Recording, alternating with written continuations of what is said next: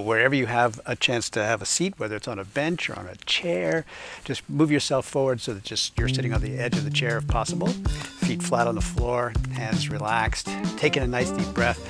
Let it all out. Here's the good news, by the way. Today, you do not have to learn anything. You don't have to get anything right. You don't even have to follow me exactly as I'm doing it.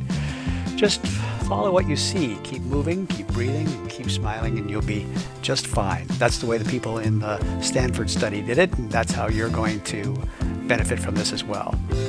Now, let's start with a nice deep breath in, and a big sigh all the way out.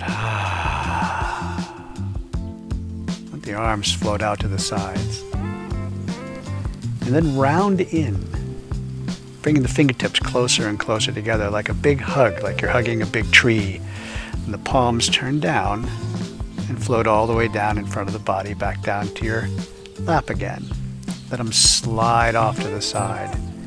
Round out, rise up, palms turn down, all the way to the bottom. One more time. Breathe in. Breathe out. Nice. Now, let your hands slide along your knees, slip off the end, and then rise up in front. Nice easy, just about chest high. And then the elbows soften and the palms float down back to your thighs again. Again, they slide out, float up, and gently drift down. A movement we call opening the door, which is kind of an interesting translation of the simple Chinese phrase meaning get going, the commencement. Opening up the door and walking outside. Hands float up one more time and round out again. Inhale and open, and then placing this hand on top. Make a big round holding the ball shape. Take a nice deep breath, and then everything sort of get heavy in your body. And then rise up again. And with this hand on top, inhale and open. Exhale. Embrace the moon. One more time.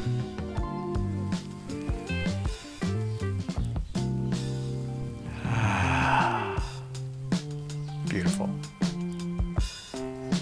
Inhale and open, and then let your fingers drift back together. And then let's take both hands and pull them into the center. Now, looking into your corner, shift and push forward. It's a gentle rocking motion as I sit back a little bit and withdraw the hands and slightly rock forward to push out. Nice and easy, not really struggling or tensing whatsoever, just breathe in, breathe out. Beautiful. Now, stay with me. We're going to do something a little bit different. Let the hands slide and drift over to the corner there, and then pull into the heart again. And push. And remember, if you can, feels good, feels right. A little rock forward as you push. A little rock back as you withdraw. Good. Now stay with me as we slide the hands across the horizon to the other corner. Pull in. And then as you come forward, cross both hands down low, right at the wrist there. Lift straight up. Open up the heart to the heavens. Circle around. I got to miss the bush there. And cross again. We call this the Princess in the Valley. It's a way to sort of open up the chest.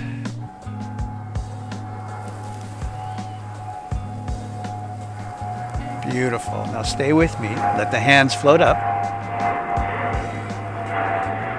Roll across the center. Pull back into the center. And cross down low.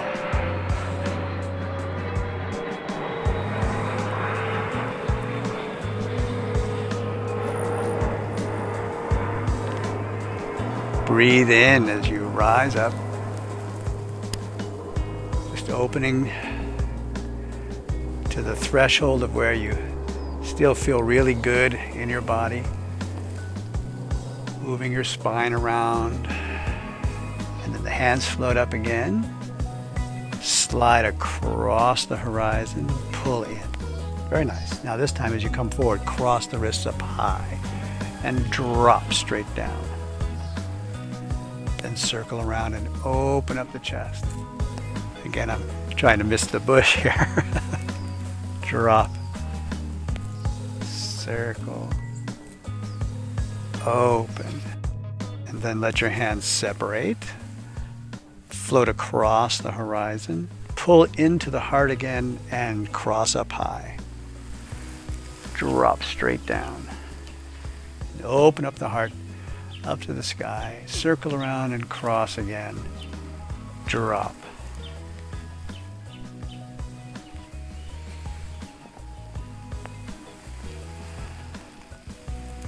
Drop. Breathe in. Breathe out. And let the hands float into the center here. Come right back to the middle with a big hug. Inhale and open. The fingertips come floating back together. Hands turn down, all the way back down to your thighs. And back to the beginning, sinking the chi. Inhale. Exhale. Beautiful. Now, turn both hands palm up and interlace the fingers. Draw those fingers all the way up the center of your chest, right about the heart level. Turn the hands palm out and reach up overhead. Reaching. Straightening out, then look forward and release and circle down the outside, back down to your lap again. Again, interlace the fingers. Draw up, and this is a long inhale. I'm inhaling all the way up. I turn my hands. I'm still inhaling. I'm reaching all the way to the sky. Then I look forward, hold the breath, and release and exhale. Beautiful. That's a lot. If you don't get all the pieces, that's all right. But breathe in one more time. Look forward. Exhale. All the way down. Beautiful. And then sink the chi. The arms slide out to the outside. Round out in front of you like a big hug. Palms turn down. Beautiful. Hands float up in front. Again, round out. Inhale and open. And then scoop down, crossing at the wrist. These two cross wrists come right up in front of your heart. One hand makes the arrow. The other hand draws the bow, opening up the heart and look down the length of the arrow. Then release the bow, reach out, and cross again. One hand makes the arrow, the other hand draws the bow. Release.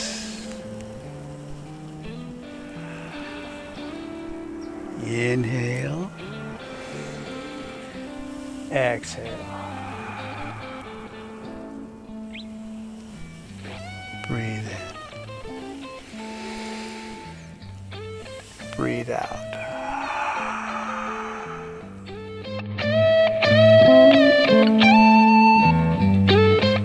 Breathe in. Breathe out.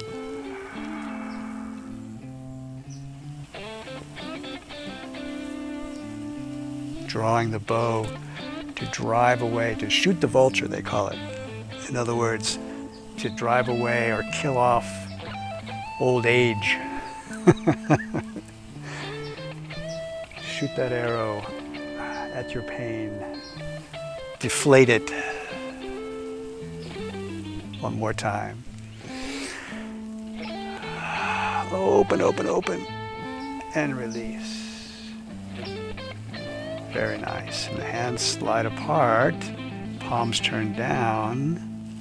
And back to the beginning, sinking the chi.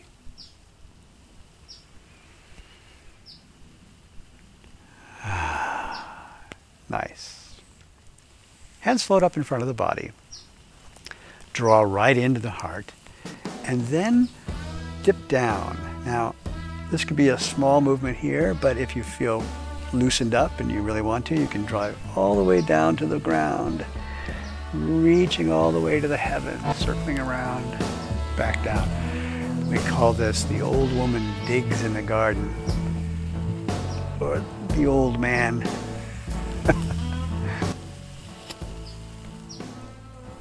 All the way down. One more time. And then reverse direction. Reaching up.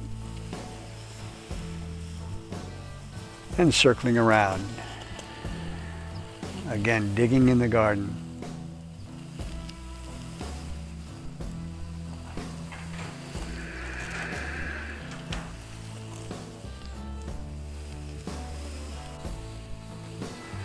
Just do a little one here, and the hands float back up in front. Again, round out, big hug. Inhale and open. Now, this hand on top of the big round ball. Embrace the moon. Now carry that moon over here to the corner, and then let it drift out into space. Circle.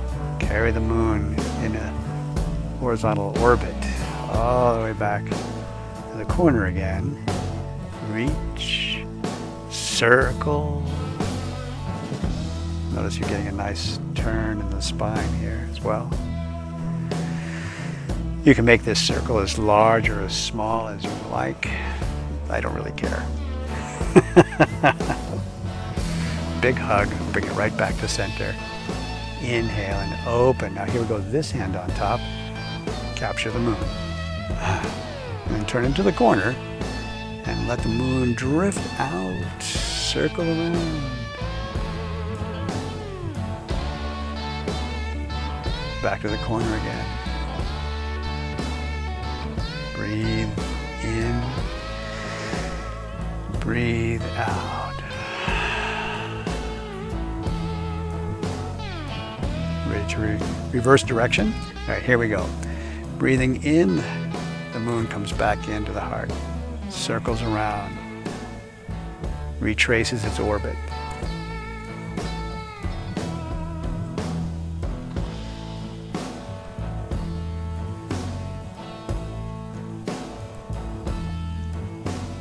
Very nice. One last time.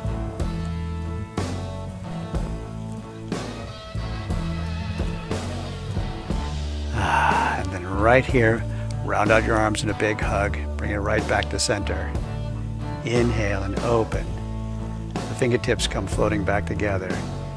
Flatten on all the way down. And one last time, sinking the chi.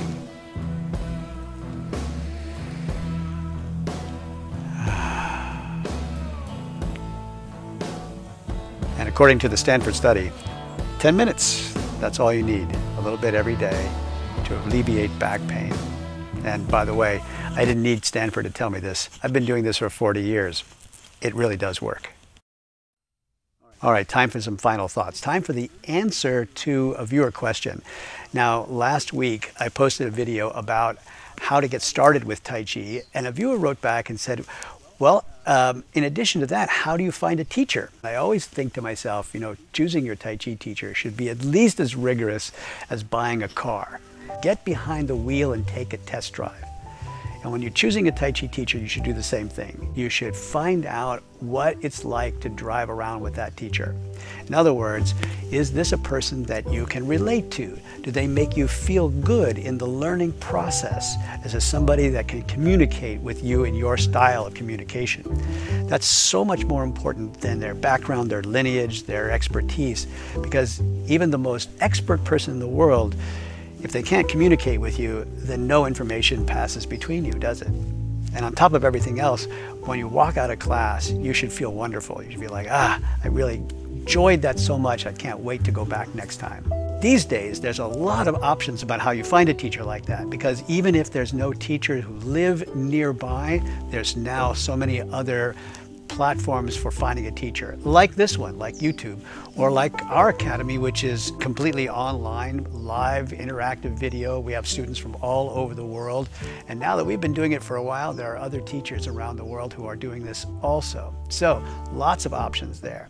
If you've got some questions about that, drop me a line in the comment section below. In fact, if you have any questions at all about anything that we do in these videos, please let us know, and I'd love to answer that question. All right, time to get on out of here. Have a great afternoon. Be well, be wise, be wonderful, and I'll see you in the next lesson.